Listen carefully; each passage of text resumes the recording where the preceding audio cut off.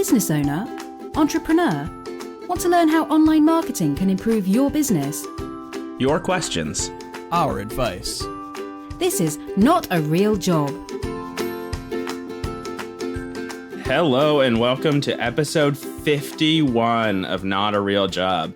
Podcast about marketing, using the internet, small business entrepreneurs. Basically, if you want to know how to use the internet to market your business organization, this is the show for you. I'm Joel Kelly, and I do social media stuff at an agency in Canada. And I see how I noticed. Did my intro differently. Yeah. That's Threw me off. I did. I'm sorry. And I am Chris Van Patten, and I make cool things on the internet out of New York City. Cool. What's going on in New York City? I don't know. I don't really leave my block at all, so I can't really vouch for the rest of the city. But weather's nice. I can't complain about that. Yeah. I've heard that New York City looks and smells like hot garbage in the summer. Is that true? I would say that is mostly true. I'm kind of lucky. I don't have that, but definitely like Manhattan is a terrible place to be. Just terrible. Right. And that's mostly Midtown though, right? Like, isn't the rest of Manhattan nice? And it depends where you go. Yeah. How about that? Fair enough. What are you drinking this week? I have a Scotch whiskey. So I spent the weekend on Prince Edward Island camping, and then on the way back through, we stopped in New Brunswick, which I always try to avoid, but since Leah's parents are there, sometimes we got to be in New Brunswick for periods of time. Anyway, to make it worthwhile, I went to the liquor store, and honestly, it's the one thing that New Brunswick has going for it over, let's say, anywhere else on Earth, because I would put it pretty far near the bottom. They do have a really good whiskey selection. So I got myself, it's got a pronunciation guide here, so I'm just going to run right at it. Potchgoo. Okay. Now, when you talk about the New Brunswick liquor selection, this is still your Canadian Socialist liquor store monopoly, right? They don't have an exemption. Yes. No. So yeah, it like Nova Scotia has a single, and PEI and a bunch of other places have a single liquor store. Sure. So are these run by the provinces, or is this they're distributing the best stuff based on how productive you are, let's say, the worker, the proletariat? Right. No, definitely just run by the province to make as much money as possible. Got it. Obviously, because the maritime provinces are quite, when it comes to obviously rich Western countries, the maritime provinces are definitely the poor end of the country. Mm-hmm. So they just try to keep us liquored up down here. That's fair. That makes sense. Yeah. So, I mean, where I'm from, a lot of Bud Light Lime, I would say a lot of that product gets moved here. One or two really terrible local, quote unquote, obviously owned by the same two beer companies. A lot of that stuff. But apparently New Brunswick has better taste, in Scotch than Nova Scotia. That's what it's sounding like. Yeah. I mean, who'd have thought, really? Who'd have thunk it? You don't think of New Brunswickers as sophisticated people. I mean, I'll be frank, I don't think about New Brunswick ever. If you can continue that for the rest of your life, you'll be a happier man for it. Sorry to all the New Brunswickians, I guess. New Brunsquatch, I don't know. There's like maybe 2 New Brunswickers who listen to our show, and I think they understand that this is all in jest, folks. Look, I know some of my best friends are from New Brunswick. They had the sense to get out. They don't live there anymore, but oh goodness. Are you drinking anything? Or are you just... No, I am. I just got a new set of sherry glasses, so I am breaking them in. Now, see, I don't want to go on a long rant here. We've got work to talk about, but I did go on eBay thinking, I just, buy a cheap set of sherry glasses. Naturally. But the only set that I really liked the look of was by Waterford. So like a Waterford crystal set, which naturally is very expensive. Mm-hmm. Found one that was going for around $11 a glass for a set of 4 that looked strangely similar to the ones that I was interested in from Waterford. Mm-hmm. Bought them, and they came. The seller in the description did not know the brand. Mm-hmm. but they came in there stamped Waterford. So I feel like Nice. I won out on that. You deal. purchased stolen merchandise over the internet. Well, in the note, vaguely making me feel like a little bad was that she said they were her grandmothers. Oh. Yeah. That ruined it a little bit, but it happens, I guess. So yeah, so that's me. Thanks for the glasses, G-Ma. On the internet we go. These can't be worth anything. Probably not. Well, good for you. Yeah, I mean, I feel like I won out at the end of the day. I'm not going to let my conscience hold sway over my decision making. Are you going to like raise your glass to this person's grandmother every time you take a drink? Oh, I think it's going to be always on my mind. Are you worried about possible hauntings? No. Just no. Okay. No, Well, I mean, they traveled cross country. I feel like by the time they got from California to here, the ghost juice wore off, as we call it in the biz. Huh. Yeah. Now, it was my understanding that the older the ghost, the older the person is when they die, the more angry and energetic. You know, that's a common thing that The people spirit. think, but actually, no. You actually lose ghost juice as you get older. And that's kind of why, you know, when older people are somewhat smaller, they're hunched over a little bit because they're losing that energy that is transferred into ghost juice. You're telling me later when on. old people become ghosts, they're just old, like, tired ghosts too? Yeah. That is what I'm saying. Oh, man, that's such a bum deal. Yeah. I mean, you know, the song Only the Good Die Young Mhm. by William Joel. Yep. Yes, that is all about why you want to die young to become a stronger ghost. Not many people know that. Huh. Yeah. Because there's like all of ghosts, like politics is sorry. I'm sorry. Are you getting pulled over? No. Are you on like a bike or It's something? so hot here today that I turned off the fan because that interferes with the recording, but I wasn't going to compromise on the windows. So that's sort of the exception that I have to, or the situation. But yeah, no, I'm drinking sherry. I actually ran earlier today, so it's sort of hitting me hard. Yeah. So I guess that's as good a reason as any to dive in and see what we can do. I think so. It's like I'll I let live you- by a highway. I don't know. I'll let you just gun it out into the road here, and once you're at a good cruising speed, we can. I'm feeling good. Okay, good. Watch the road.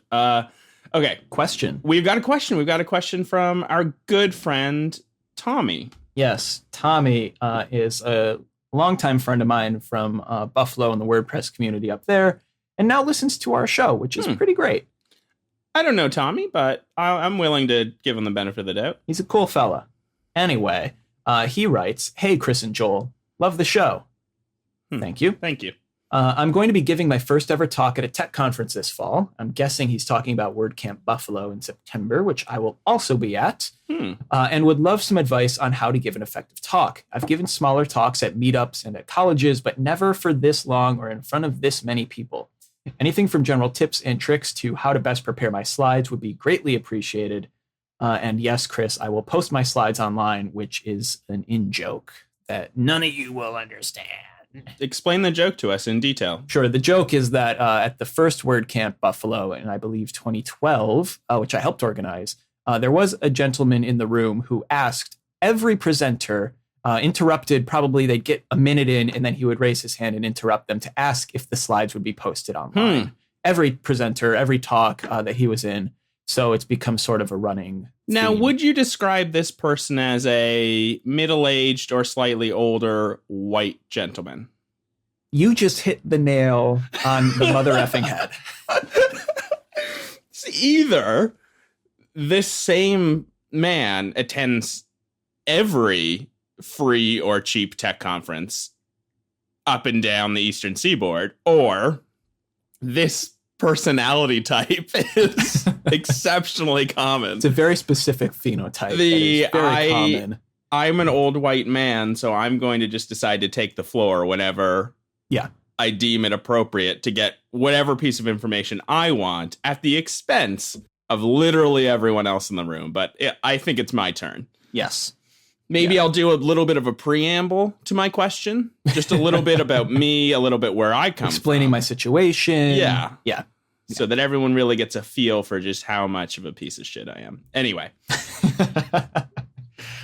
Yeah. Sorry, I swore. We got another explicit one. That's fine. I forgot to make last week explicit, so Oh, well. yeah, whatever. This could be our last show before iTunes takes us down. Okay, so Tommy, I'm going to give you literally the only piece of advice I have for doing a talk, and it's the same piece of advice I give really for anything where you're presenting to people or you have to hold the floor for a bit. Just make sure you have an arc to your talk. Even if what you're doing is super technical, you need to kind of like tell people where you're going to be taking them on this journey you're going on. And then like, you know, get there and then wrap up in a way that's satisfying to people. I mean, you should be able to, the last thing you say as part of your talk, people should be able to identify easily that the talk is now over, that you've accomplished whatever it was you set out to do at the beginning. Really what you're trying to do is avoid that part of so many poorly prepared talks where no one knows, and it seems sometimes even the presenter, whether they're done or not. Yeah. And even I think this goes double for technical talks. Mm-hmm. If you're doing things like showing code, which I'll go into in a moment more specifically, but I think it's much easier trap to fall into if you're doing something about here's how to implement a technical thing or how to something technical that I do or whatever it is. I tend to think that's an easier trap to fall into. So definitely try to tell a story is a great overall point. Yeah, I think I have this taped in front of me at my desk at home. It's the Dan Harmon Story Structure Circle. I talk about it all the time on this show, on my blog. I use it for when I do talks as well. Really like the 8 steps. So I'll walk through it as if it's a talk about a WordPress plugin or something. So you take the people on the journey. So here you are. Here's your WordPress site. Here's what you're trying to accomplish. The next part is, what do you need? Well, you know, you have a WordPress plugin, or you have a need in WordPress for it to do something WordPress doesn't do. Okay, here's what you attempted. Here's kind of like where you saw this going. You started working on, you know, a plugin for it. Things are going well. You're adapting to this situation. Then, you're at the bottom of the story circle. What went wrong? What challenge did you face? What thing had you not thought of did you need to overcome?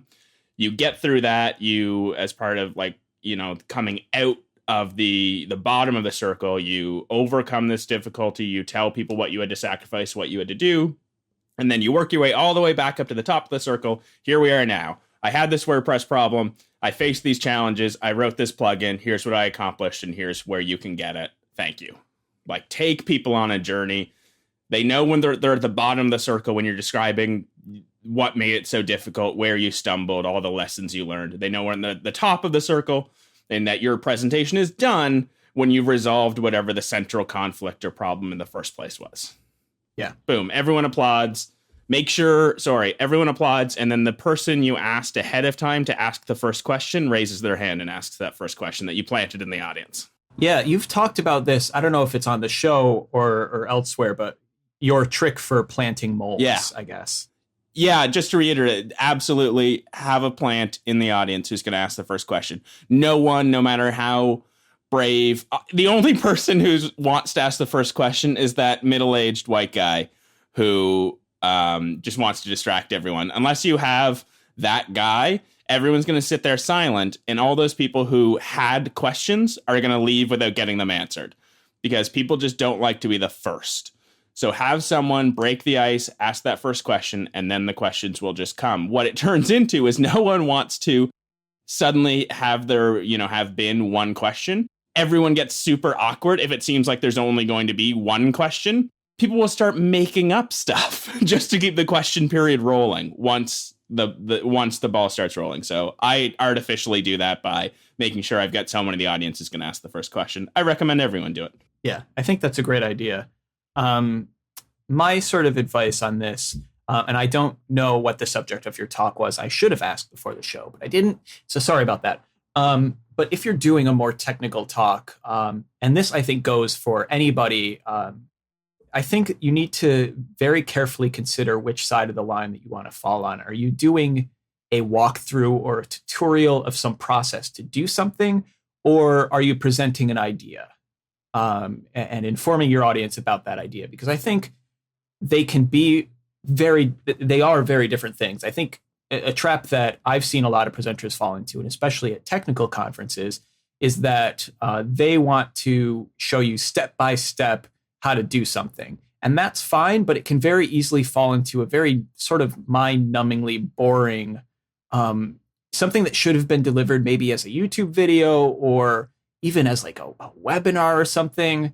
And I think this goes double for presentations with code. I think presentations with code 9 times out of 10 are terrible because they're so dry, and they expect you to be able to follow along, and see what the person doing the coding is doing, and the code is always like 10 times out of 10 like super small, and they have to zoom in, and they can never fit it all on the screen. So I would definitely, if you're doing something technical, consider how can you frame it in a way that doesn't require you to show code and makes it more about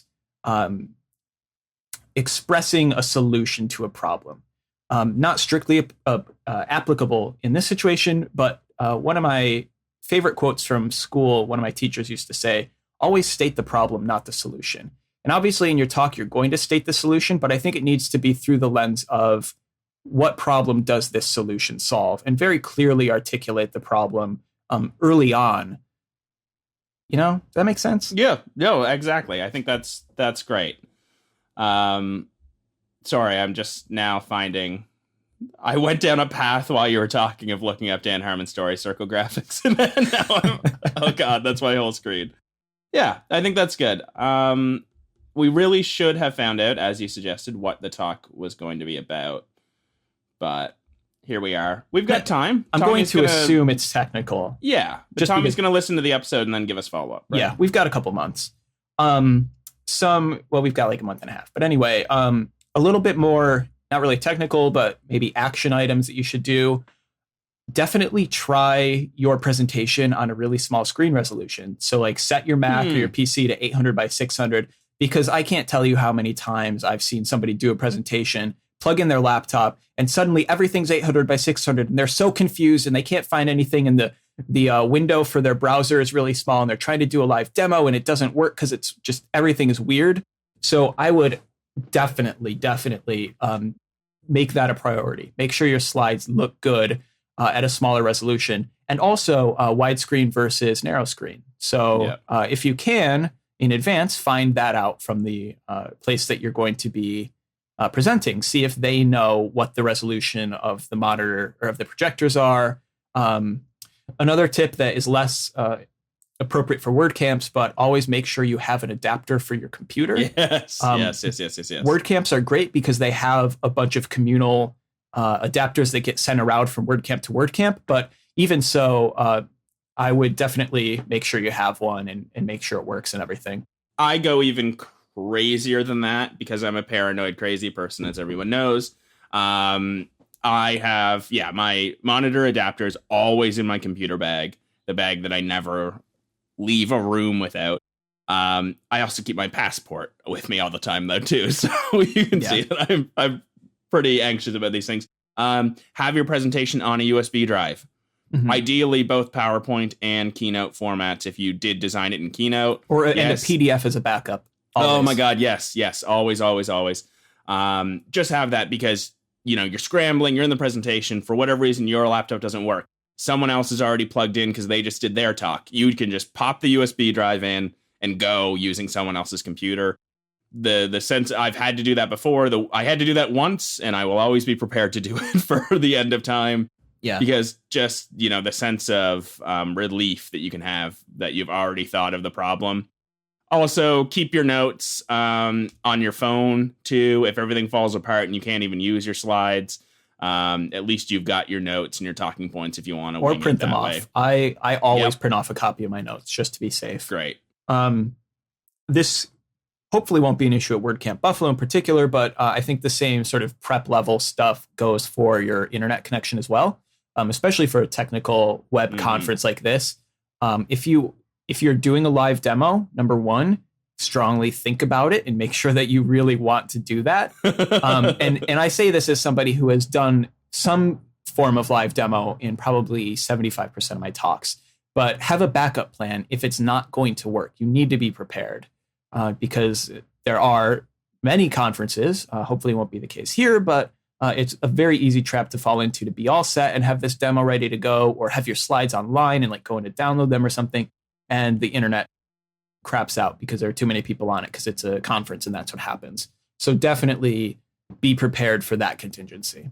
Yeah, and I would say if it's a demo that can be told in screenshots that are slightly marked up with something like Skitch, do that instead anyway. Or even a video screen share thing. Yeah. So, do a live screen capture going through that. And then, of course, you can upload that later to YouTube. So, yeah, you've got some content marketing going on. Yeah. Unless you're trying to do like a big reveal of like, wow, isn't this cool? And it wouldn't be. It's like, honestly, unless you're Steve Jobs demonstrating the first iPhone by calling someone else who's in the auditorium, you probably don't need to do a live demo. It's rarely a good idea. And again, I say that as somebody who it just adds in 10 demos. minutes of futzing with technology. That's all it ever is. It inevitably, like your browser won't load, or the internet suddenly is slow and you can't figure out why. And then you're sort of the stalling website for a you couple were going to minutes. show, you changed the resolution because you're going through the screen, and now the website doesn't load right, or it's not responsive, or the breakpoint's in an awkward spot and you can't do anything. There's just so many scenarios where it falls apart. Yeah. One more, I guess, little action item is if you are a Mac user, and I guess if you're a PC user too, know the keyboard shortcuts for changing your monitor source. Mm-hmm, I'm pretty sure it's like Command-Shift-1 or something like that, but definitely Google that, and I'll try to find it and link to it in the show notes. But knowing that, because I can't tell you how many times I've seen a presentation where it starts 5 minutes late because they couldn't figure out how to make their computer show up through the projector. Yeah. So just knowing that keyboard shortcut, you just hit it and it will cycle through all the different options. Super easy way to go, and highly recommended. Because ultimately, like, you don't want to, and I think this applies more generally, but you don't want any component of your talk, whether it's the setup, whether it's a live demo, questions at the end, you never really want to stall. Mm-hmm. Unless it's like a moment for dramatic effect or something. And that's not even what I'm talking about. That's a different matter entirely.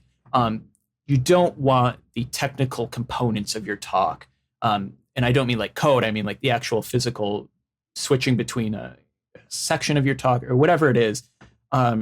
You don't want to lose the audience. And it's very, very easily to lose your audience, especially when you're at a conference like a WordCamp or another technical conference where everyone's going to be on their laptops. Mm-hmm. Don't let that distract you either. What you're going for, the reaction from your audience, you're going for a few impressed smirks. Like that's the level you're getting. Everyone else, people can drop off so quickly. So don't do anything. Don't try to add too much flourish in it that's just going to end up backfiring on you. Yeah. So like do a solid presentation. If something goes wrong, you will be able to impress people by having that great backup plan. I just did a presentation the other day, and yes, issue with the projector. Every time I tried to full screen my presentation, PowerPoint would just crash. So like, oh, fantastic. But that's it. Just didn't full screen it. Just quickly adjusted the menu size, like the size of the window. Yeah, people could see my upcoming slides, in the little viewer because I wasn't going to fuss with that. But no big deal. And within one slide, everyone had forgotten that it wasn't a full screen presentation. Yeah. Like, just move on. Have a backup and you'll be fine. Everything else is details. Because remember, you're talking at a conference where, most people aren't professional presenters. So having a little bit of polish will go a long way. And the final thing that I would say, which is specific to a WordCamp, but probably applies to other conferences as well. With a WordCamp, all the talks are going to be on video. So not to add an extra bit of pressure, but be aware of the fact that what you're saying and what you're doing is going to be on WordPress.tv at some point in the future. So if you're seeing the audience get distracted, or whatever it is, don't let that impact you, because a lot of people are going to see that talk later, and you want to be putting your best foot forward, giving the best impression you can, even if no one's paying attention on the day. And just make sure you look so good. Yeah. Oh, you want like 3-piece suit. Pinstripes, maybe a fedora. I think always a fedora. Always a fedora. Yeah. And maybe a really bright, ostentatious sock. I would say an ascot. Is that an option? I think so. Yeah, I think an ascot really ties your outfit together. Well, we're talking about how big a feather can you put in your hat? True. That's really the question. Or, what are those little ties that are just kind of like string? What are they? A bolo tie. Bolo tie. Yeah. Do that. Perfect. I was at a wedding recently where there was a guy in just a vest, a bow tie, and like coordinating colors, and he wore his goddamn hat throughout the entire wedding ceremony. That makes me really angry. I was so infuriated. It's like, okay, I get that you're trying to do this old timey look, but oh my God, take your hat off. You're inside. Yeah. Oh, he was wearing a costume. He wore a costume to someone's wedding. The guy who wore head to toe denim from his biker gang looked less douchey than this guy. So basically, get yourself a really big hat and wear it indoors, and people will love you. You'll be the favorite. You'll be the talk of the town. All right. Cool. Good. All I feel like that was good. Tommy, Yeah. let us know if you have more specific questions. We say this. I think only one person has ever provided follow-up. So, Tommy, you could be the next star. We're counting on you. Just tell us what else you need from us, and we'll do it. We just want to be needed. We want to be loved. That's it. Yeah, we're out of questions, BT Dubs. So send us your questions. Yep, that's a good first point. New into the housekeeping here is that we are on YouTube. So Now tell me about this. We Yes. have been recording full motion video this for the whole last time. 51 episodes. Yeah, it's highly produced, and we just never bothered to release it. Never put it up there. Yeah. I just always film myself. I'm trying to get a Truman Show thing started. Sure.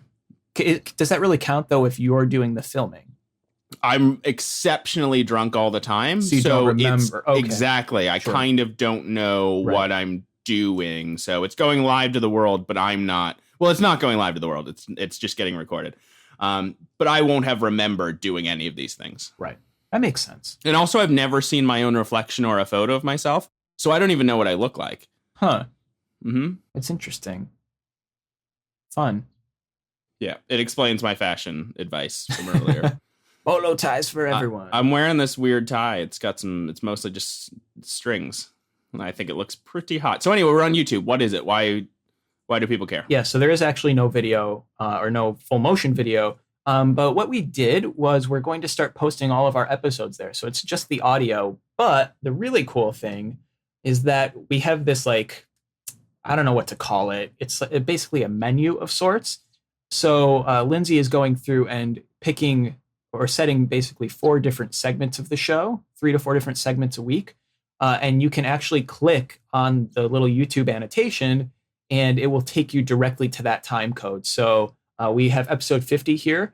There is a little option for Joel's book giveaway. So you can just click on that and it will take you to that point in the show, which looks like 20 minutes in, where we talked about that. And there's also a link on the video to the episode, to our website, to subscribe on YouTube. So I think this is a really cool way for other people to hear the show. And also it's kind of a nice way to share the show too, because you can sort of link to a specific point in the show if you want, if we said something useful that you wanted to share with somebody else. This is a cool way to do that. So definitely check that out. We are notarealjob.com/YouTube is going to take you there. Our YouTube name is Nargcast, just like sort of every place else that we are. So definitely check that out. Let us know what you think. And yeah, hopefully that's a way that we can get some more people onto the bandwagon. Bandwagon. We got tweets. We do. Becca K. Schmitter tweeted us both. Loves the show. Says we're doing great work. Which I think is a bit of a stretch. Definitely not doing work at all. Though I did, on the drive back to Nova Scotia, I did come up with a few jokes. Just like little things I could throw out there, just if we decided we were going to become a comedy podcast. So that was a fair bit of work. Cool. Chris? Yes. What is the loudest part of the tree? I can't fathom. Please tell me. bark. Oh my goodness. The bark. What's the most polite part of the tree? Please tell me. The bow. The bow. Wow, you don't quit your day job. I did. I already did that. Other people who faved and retweeted yeah. us, Ben, Oz, let's My see, friend Sylvia. Yeah, she listens to us on our commute. Said we have lovely radio voices. That's weird, but I'll take it. Mm-hmm. Rob DeLuca, David, lots of people really spreading the love. What? Spreading the love. The Narge Cast thing. So thank you guys for doing that. We are at NargeCast on Twitter and at Joel Kelly and at Chris Van Patten as well. And you can find all those links on the website. Leave a review on iTunes. I forgot to check this week, but hopefully someone did. Come on, it was our 50th episode. Like, give us that. That's your present to us. And I think that's it. I mean, submit your questions. We're out of questions, so we'd love to hear those soon. All right. Yeah, I think that's all I got. JoelKelly.ca, my big book giveaway. Another thing there. Yes. We talked about that enough on the last show. Sounds good. All right. All right. Thanks, everybody. Bye, everybody. Love you all. Bye.